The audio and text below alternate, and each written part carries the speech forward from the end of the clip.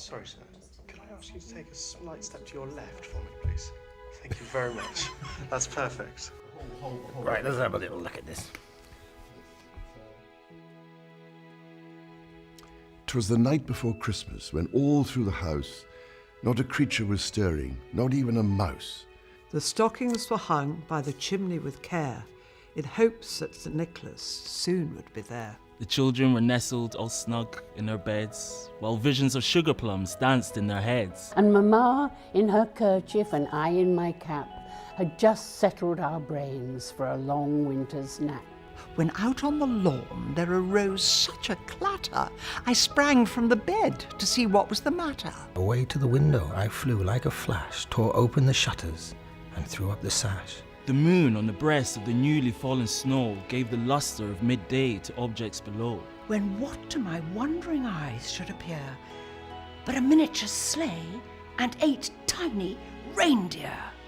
With a little old driver so lively and quick, I knew in a moment it must be St. Nick. More rapid than eagles his coursers they came. And he whistled and shouted and called them by name. Now Dasher, now Dancer, now Prancer and Vixen, on Comet, on Cupid, on Donner and Blitzen. to the top of the porch, to the top of the wall. Now dash away, dash away, dash away all. As dry leaves that before the wild hurricane fly, when they meet with an obstacle mount to the sky.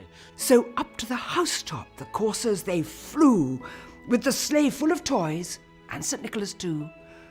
And then, in a twinkling, I heard on the roof the prancing and pawing of each little hoof. As I drew in my head and was turning around, down the chimney St. Nicholas came with a bound. He was dressed all in fur from his head to his foot, and his clothes were all tarnished with ashes and soot. A bundle of toys he had flung on his back, and he looked like a peddler just opening his pack. His eyes, how they twinkled, his dimples, how merry. His cheeks were like roses, his nose like a cherry. His droll little mouth was drawn up like a bow, And the beard on his chin was as white as snow. The stump of a pipe he held tight in his teeth. And the smoke, it encircled his head like a wreath. He had a broad face and a little round belly. that shook when he laughed like a bowl full of jelly. He was chubby and plump and a right jolly old elf. And I laughed when I saw him, in spite of myself.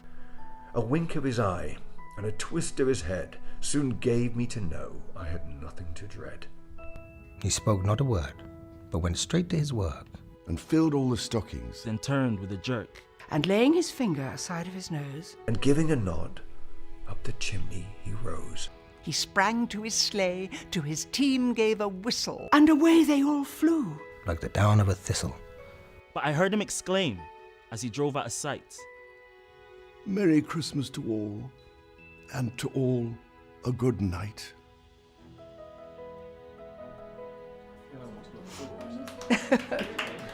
Thank you. Is that all right? Can I do it again? I was terribly nervous. I was like absolutely terrified. I'm nailing this.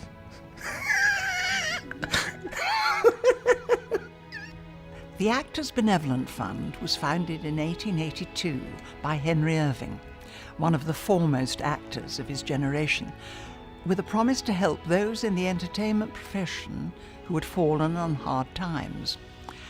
Today, the fund remains true to that promise, and during the ongoing coronavirus pandemic, our work has never been more important as we try to relieve some of the distress and difficulty so many of our colleagues are facing.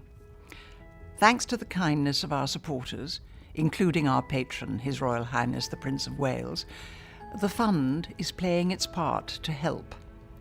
I hope you enjoy our reading of the poem "'Twas the Night Before Christmas," and I thank you for your support.